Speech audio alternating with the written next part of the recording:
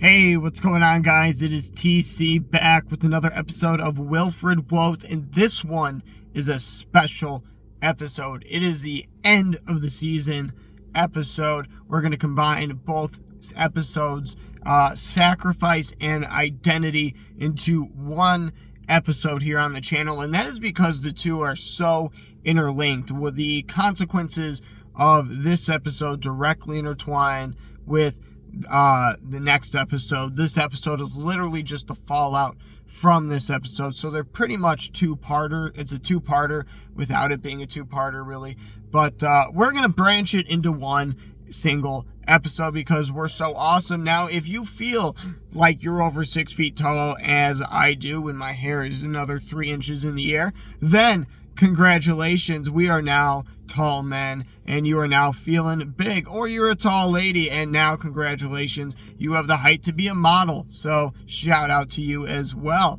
So without further ado, let's dive into this episode. Spoiler alert for all of you who are actually trying to watch the series and stay up to date, and make sure you don't kind of get any of the content spoiled. I know most of the time we haven't really done a spoiler, but I kind of have to explain the ending of the first episode of this episode in order to talk about the second one. So yeah, there's going to be a few spoilers in here, more so for that Sacrifice episode. So within that first episode, Ryan is chilling on the beach with Wilfred, and all of a sudden here comes this beautiful lady named Cinzia.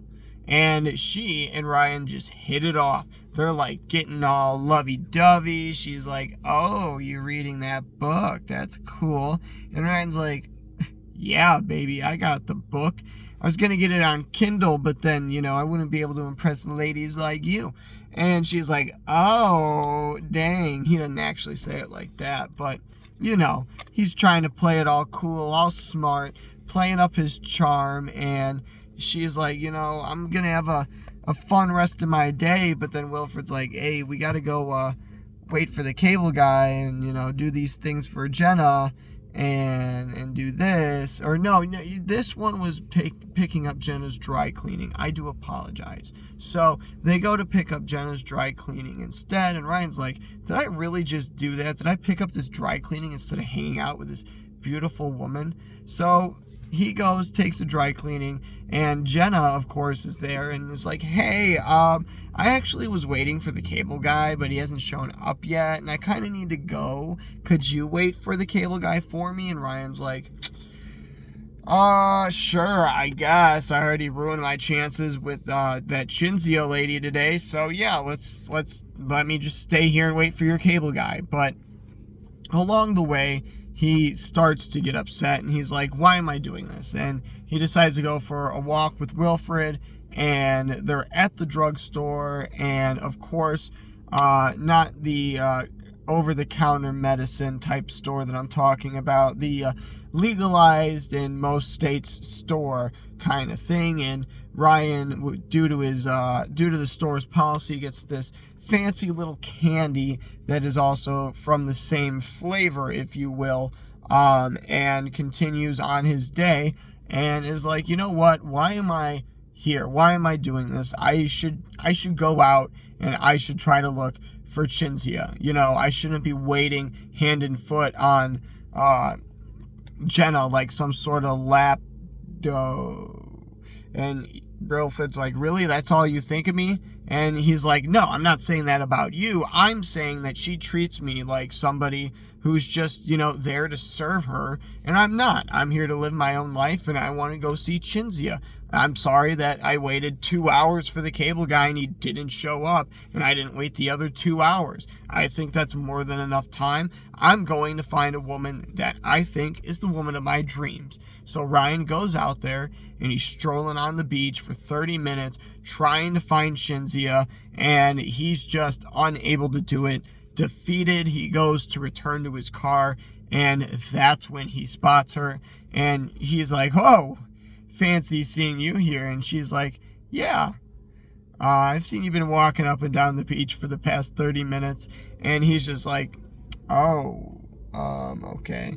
But then they have a fantastic evening, and it's fantastic. It's magical. You're like, whoa, good for Ryan, man. Like, all this time he's been, laying back, having all these unfortunate happenings, trying to, do what he did in the first episode, and now he's here having this magical night with this fantastic woman. She's Italian, so you already know how beautiful she is, and everything's going well. You think everything is building up right there. It's all set in stone.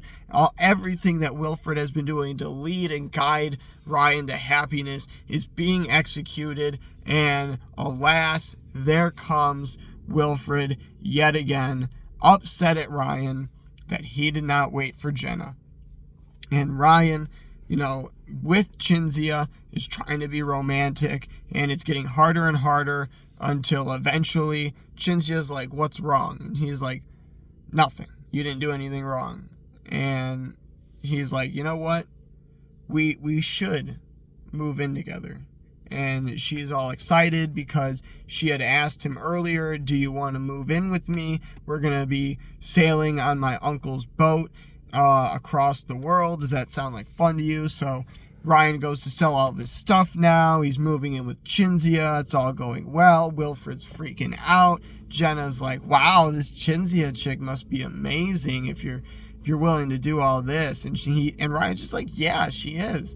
And Ryan's just so awestruck and just ready to have that next chapter of his life go down. But Wilfred is just not having it. He gets upset. He freaks out. So he runs over, gets Jenna all worked up. Jenna's freaking out because of her, issues with hair and makeup, blah, blah, blah, this, that, and the other thing. She's about to go on and be the host for the first time of the, 5 o'clock news or something like that, 12 o'clock news, and she's all scared, so she goes to eat a piece of candy at Ryan's house.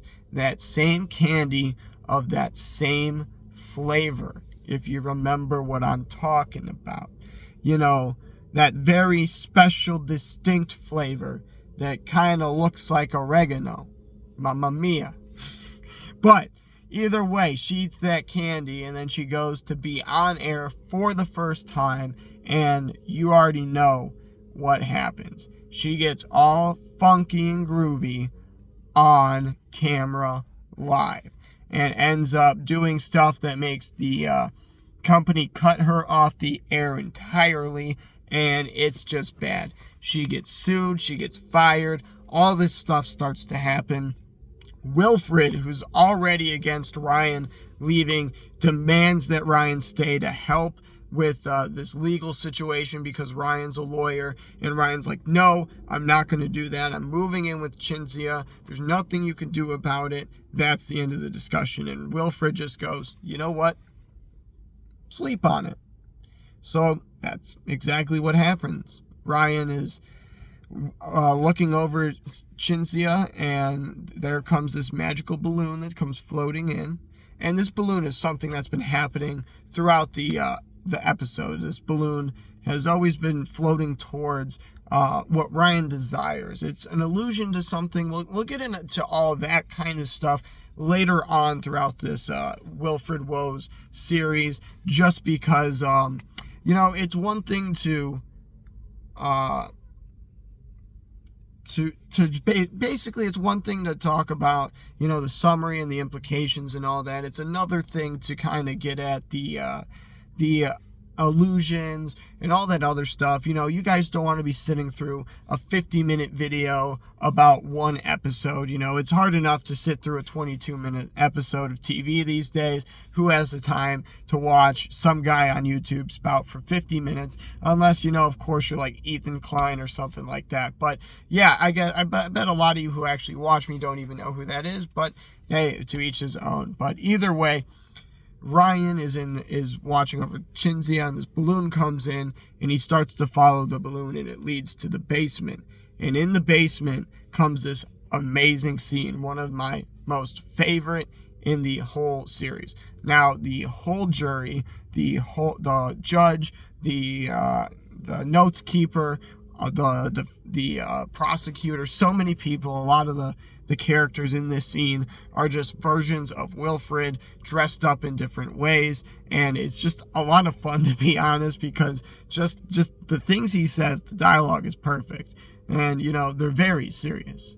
And as for the seriousness of the seriousness, very serious. But either way, it is a great scene, fantastic. It's a good laugh, and it really does give you an insight into Ryan's own head. Like, you start to identify with where Ryan is coming from, because in this little scene right here, what ends up going on is Wilfred is yelling at Ryan as the prosecutor, being like, oh, you didn't pick up the dry cleaning, you didn't wait for the cable guy, and all these small little things along the way that say, hey, you've been mean to Jenna, and look at him, he's terrible.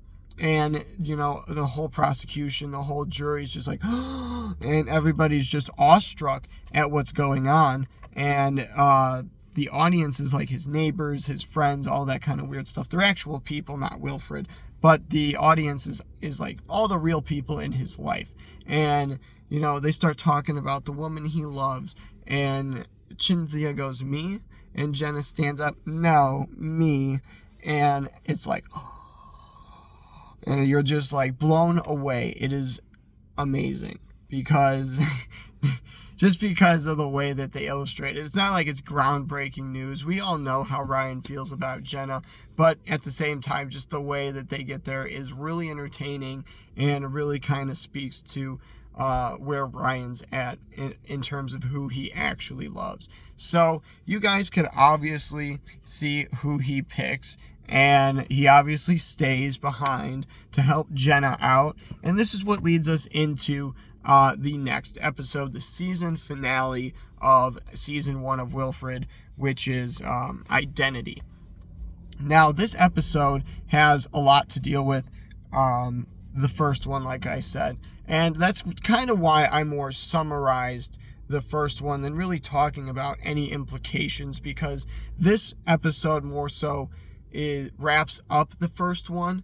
The previous one, there's not really any implications that we could drive from there, except for like the little tad bit about Ryan's growth leading him to Cinzia in a sort of way, but not even that. But that doesn't even come to full circle. He ends up abandoning that Cinzia train altogether. So it kind of resets itself in a way, and he's back to growing, especially when Wilfred draws him back into a situation that he's already been. So instead of expanding his horizons, he's in a similar situation now, the same situation, now just doing it all over again. And Wilfred is down in the basement with Ryan to start off this season finale, and he's asking him, what are you going to do in terms of, the legal defense here? Like, you got key witnesses, you're going to break somebody's fingers, what's going on? And Ryan's like, no, I have a, key, sound legal defense for what's going on. I'm not going to hurt anybody. That's not what's going to go down. And Wilfred's like, that's BS. You got to go all out. All this talk about you being a lawyer before, like, weren't you any good? And Ryan's like, yeah, I was, but it was for all the wrong reasons. I was, a bad person, and what came out of me during this time isn't somebody that I liked. And Wilfred pushes him to be this person, but Ryan refuses. And he's, all uppity, trying to get through it, doing it his way. But what it really comes down to is, one guy kind of has an ego, kind of a little, not going to be pushed around lightly just by, simple legal jargon, unless it's really, 100% wrong from his standpoint, I guess. But in this situation, when we're talking about Jenna and the whole, on-air incident, we'll call it from now on, then we kind of understand that obviously that event happened, and Ryan's just trying to get Jenna out of it, because Jenna really doesn't know what happened. So Ryan needs to then play his trump card. He actually gets made fun of a little bit by the other lawyer, saying, I'm surprised that everybody at my firm was afraid of you. They said they were calling you some sort of name. What was it? And Ryan's going and putting away his stuff, and he sees this black file, identical to the ones he used before when he was the archaeologist, as Ryan cites after seeing the black envelope. And after getting insulted one more time, after realizing that he was going to let Jenna down, after seeing the look of desperation and despair on her face, he's like, you know what? It's time for the black envelope. And he pulls that out and he slams it on the desk. And he's like, you know what? I understand your client's busy, but he's going to want to make an exception for what I got here. I got all these dark secrets that he would not want exposed, and I'm about to blackmail him into getting Jenna her job back, essentially. And that's exactly what ends up happening. He goes full reinstatement, and Jenna's just like, yes, but at a cost. Ryan is now this evil mastermind who realizes that he has to do whatever it takes to get Jenna. And that's exactly what he does. Now, obviously, we all know that this isn't how you act. You're not supposed to manipulate and trick people into doing things. So, with Ryan believing that this is the right way to act, we're going to see him continuously go down a path where the deception has to grow greater and greater, and the stakes have to keep on getting risen alongside it. So it starts off with this party, and it's Jenna, Drew, Kristen, Leo, which is Kristen's husband, and then Mr. Patel. And Ryan makes this whole plan, this conniving plan, in order to make it so he draws division between Jenna and Drew, Kristen and Leo, just so he could kind of prove a point to Jenna so that she ends up leaving Drew. And that's exactly what happens. Drew ends up getting kicked out by Jenna. Leo and Kristen are mad at each other. Mr. Patel's like, hey, the invite said until 5. I'm not leaving until 5 o'clock. So he's enjoying his time in Ryan's backyard, which good for him. He deserves a break. He's had to deal with a lot. His wife got attacked by a dog earlier in the year. So he deserves some time away to enjoy himself. Good for Mr. Patel. Okay, but either way, this whole plan, this whole evilness all starts to build up. And it comes to a point where Ryan can't handle it anymore. So after Drew has left, after Ryan feels like he's achieved victory, he's got Jenna her job back, he's now the only man in Jenna's life, and Wilfred is powerless to stop it. He is now in 100% control until the station requires a drug test of Jenna. Jenna, obviously oblivious to what is in her system, agrees to it. And Ryan is like, oh boy. So he then comes up with a plan to get Kristen involved into this whole scheme by having her pee into a cup. And then from there, he would be able to switch the urine with Jenna's in order to make it so there is no drugs in the system, and then that way she is able to get reinstated. And this goes to great lengths, and despite it being costly between the relationship of Ryan and Kristen, it also damages the relationship of Ryan, Jenna, and Wilfred. And I won't explain how it hurts those relationships specifically, but basically there's a lot of ultimatums that end up happening. Wilfred has to be able to stop a car somehow. Kristen has to be able to keep her marriage intact. Jenna now has to deal with what has happened as a result of all these things. And so does Ryan. So it all builds up. It all adds up to a terrifying episode that has you wondering how there even is a season 2 of Wilfred, to be honest. I mean, you already know it's coming. You already know it's there. But you're still wondering, like, how is it going to exist? What is it going to be about exactly? So it's very interesting. But I think the biggest thing that we gather from this episode is that Ryan is confident now. He recognizes his ability to control the world around him and get it to bend to his knee.